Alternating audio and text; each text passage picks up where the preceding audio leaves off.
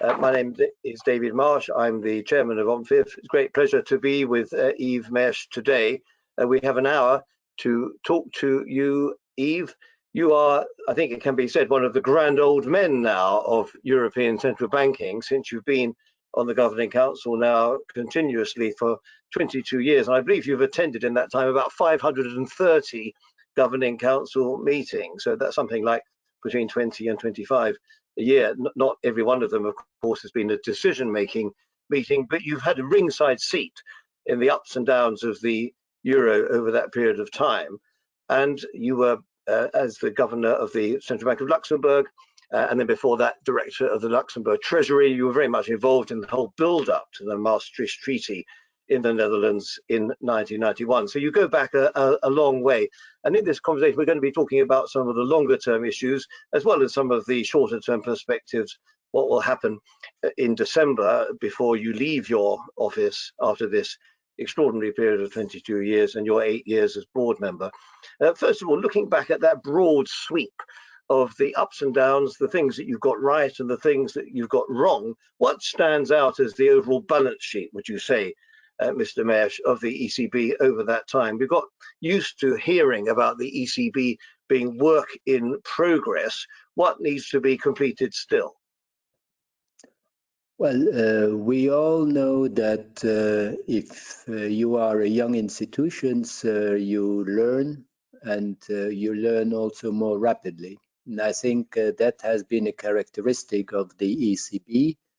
And by and large, I think the ECB under the different presidents has also managed to support the euro and also the European integration. And obviously, some of the difficult part has been that the completion of the European Monetary and Economic Union has not been completed as fast as we had expected it to be when we negotiated the Maastricht Treaty. And even today, it is an incomplete architecture. And some of the pillars have been halfway erected, but not fully completed, like in the banking union. We also would need to get further support from a capital markets union. To just mention a few, there will be discussion on the fiscal side as well. But that, of course, would also mean that we would need to look at the treaties again, because you cannot all the time heap more competencies at the European level without also reinforcing the democracy at the European level at the same time. It's very important that you say that, because after all, one of your jobs now on the board is to be in charge of legal services. We are in the middle, of course, of an extraordinary pandemic still, and a grave crisis in Europe, as we are in the rest of the world. Do you subscribe to this notion of Jean Monnet that Europe needs crises to bring it forward, and that the ECB can actually profit from this crisis if it plays its cards right by amassing the necessary instruments to overcome the challenges we now face? Well, you know, I usually quote rather Robert Schuman than Jean Monnet, but by and large, I would not disagree that if you are in an incomplete architecture, it is through failures that you get up and take the next step forward. The positive thing is that through all the difficult experiences, we have only had it in one direction, and that is the direction of further integration and more solidarity among European nations. And I think that is positive. And we have also strengthened the European institutional setup during the same time. All this gives me hope for further strength of the European Union. And if today some people speak of a European sovereignty, don't forget that if you would have used such words 30 or 20 years ago, you would have been the laughingstock. Today, it goes without saying, many European statesmen, head of nation states, use the word European sovereignty. And it is well understood, increasingly well understood by our populations as well. In the speech that you made to OMFIF 10 years ago, you gave a speech to us to commemorate the work of Pierre Werner and the Werner Report in 1970. And then you spoke about the need for an independent fiscal authority in Europe that would actually bring up the question of sovereignty in a big way. Do you think we're actually closer to that vision now than we were 10 years ago? A little bit closer than 10 years ago, not yet there where it would be fully efficient. Let me say that a European institution exists in so far that we have the European Financial Board that is headed by Professor Tiggerson. It is an advisory board, of course, only. But we also have, in the meantime, made further strides into the direction of having common programs, like, for example, the one that is now being implemented and rolled out to fight the pandemic. And I think this is also not to be underestimated as a big step forward because that has been resisted for many decades and is now a reality. I know that this afternoon the ambassadors will still have to decide whether this is being sent for ratification to all the parliaments in the present form. But nevertheless, we have made progress even in the area of fiscal policy. It is true, as you say, that fiscal policy is the essence of a national sovereignty and of Parliament's rights to control government. And from that point of view, if you would transfer some of such rights at the European level, you would at the same time need to transfer some powers also to the European Parliament. And in order to transfer to the European Parliament, you would also need to make the democratic functioning of the European Parliament, I would say, more efficient and more in line what is expected from a true democracy. The whole issue, however, would also be how would the other areas of policy making at the executive level be affected by such transfer of a power that is usually associated with a nation to the European level. We know that we are a construct that has no comparable construct around in the world. And we are, to some extent in Europe, trying to preserve the nation state and also transfer a higher degree of integration at the European level, a higher degree of integration than the pure international cooperation as it is the case in an international organization. We are, so to some extent, we give direct rights to our citizens already today at European level, which would not work for an international organization, which always has to go through the government in order to give benefits or obligations. So what you're saying is that we would indeed, in order to get to that higher stage, we would need some treaty change as well as the overriding government will. How likely do you think, given the present constellation in Europe, we might need referendums in a number of countries? You might need even to change the German constitution for this, which would itself need a referendum. How politically realistic is this idea of a treaty change? I'm perfectly aware that there is no great appetite within the governments to have such a situation, as it also involves different time lags from one country to another. And everyone knows that the time lags involve uncertainty because external political shocks could also hit a country in the meantime, or economic shocks for the purpose. And that makes treaty change all the more difficult in a time where there has been a mounting wave on antagonism and populism in our democracies.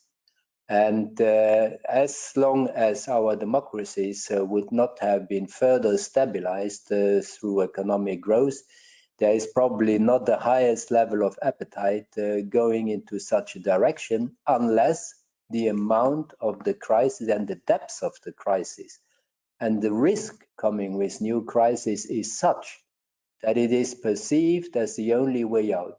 Don't forget But that would not be a very palatable alternative, would it, to have a deepening of the crisis? That might be asking a bit too much to bring about this change in circumstances that you're thinking about. Yeah, but don't forget that the program of the present Commission also includes treaty change and looking at the treaty. So it is not something that is seen as a very easy way, but it is certainly not something that is totally excluded by our present leaders. Good. Just two more questions about the past before we get on to the immediate future. One is that if you look back, do you think a major milestone was the Draghi do what it takes speech, which he undertook slightly quixotically in London, of all places, in July 2012? Was that for you, looking back over the 22 years that you've been on the Governing Council, was that the turning point, or would you like to suggest another event? I would say if you point at individual events, it was certainly a very determining event in the history of the persistency of the euro. I would say maybe another important event was when it was decided to keep the euro area together.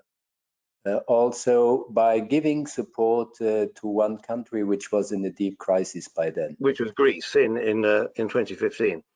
Correct. And so that was a moment where there was in the markets perceptions that the Europeans would not be able to get their act together.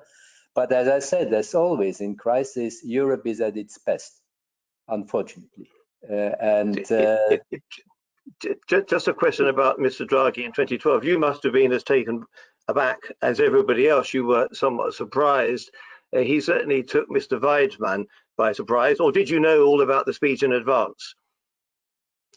Well, even those who were writing the speech were taken by surprise, because this was also a very personal input by President Draghi at that moment.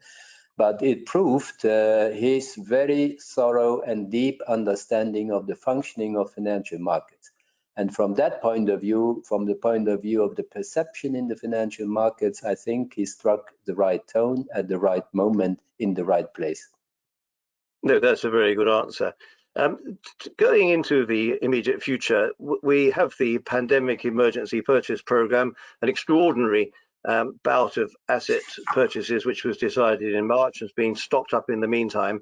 Do you think that the gravity of the crisis is still serious enough to justify continuing that programme, not only into 2021, but beyond June 2021, when at present it is due to run out? We will inform at the moment we have taken decisions. What we have said is that we will recalibrate all our instruments. The word recalibration, an equivalent is rectifying, trying to adjust to the present circumstances. So I will not give, like maybe others prefer to do, my personal preference. I will reserve my personal preference to the decision-making body in which I have had the pleasure and the honor to participate over 22 years. What is true is that our instrument toolbox has been extremely diversified and has served us well. It has served us well because it was diversified. It was able to be calibrated to different situations, to changing circumstances, and if need, able to evolve. And we will continue in the same spirit to try to live up to our responsibilities. And in the present crisis, don't forget that the toolbox that we have extended was the PEP and the TLTRO III. This Pandemic Emergency Purchase Program was specifically geared towards meeting the consequences of such a pandemic. And it is not to be mixed up with our normal toolbox or our past purchase programs. And the same goes for our liquidity providing instruments that we have added.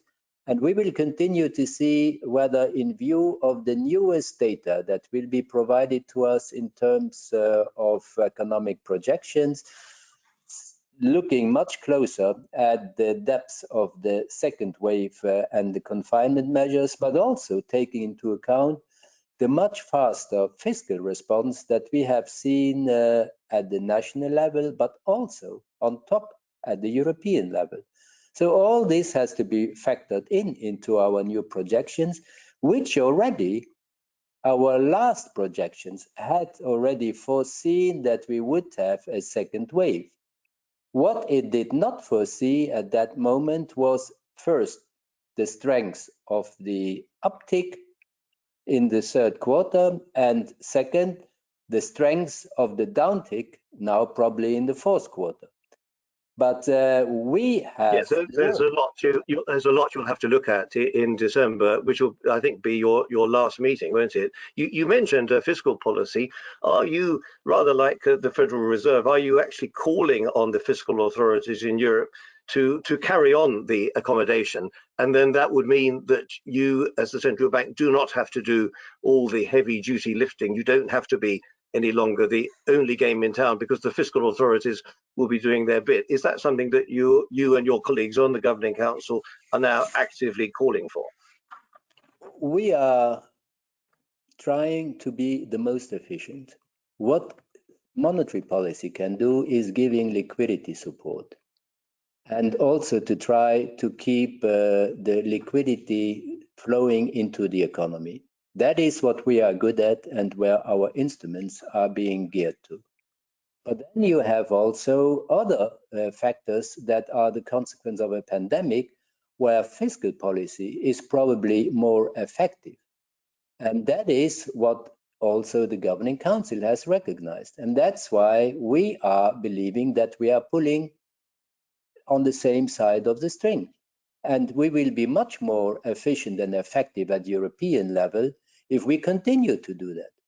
And since the pandemic is not yet over, at least not the second wave, it would be appropriate that we would continue to have efficient fiscal policy, also supporting the monetary policy accommodation that we have given in maintaining financial conditions that are quite accommodative. We had also some interesting comments at the International Monetary Fund World Bank meetings in October, under which the IMF is basically saying, not just in Europe, but elsewhere around the world, governments should get on with the business of issuing debt.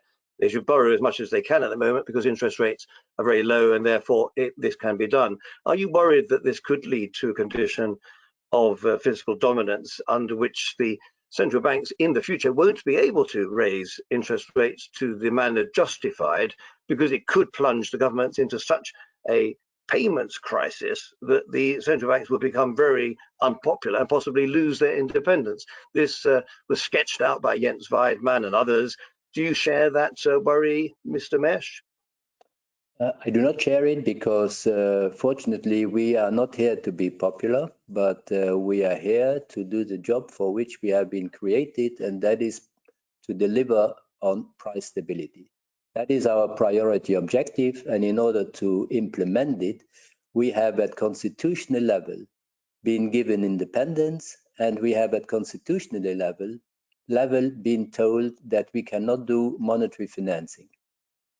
So all these suggestions of debt forgiveness, they are simply undermining the efficiency of a functioning monetary union, because they will in the end increase the very spreads that we have been trying to keep under control, at least as far as they would arise from considerations of a monetary union not being holding together anymore.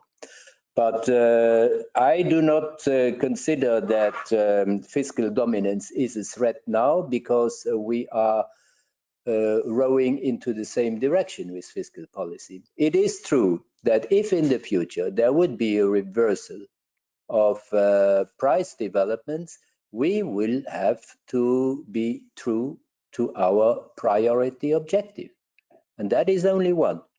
So from that point of view, if we say that fiscal policy for the moment is more effective, that does not mean that we do not also say that the sustainability, medium-term sustainability of public finance is still an important objective to keep in the back of your head.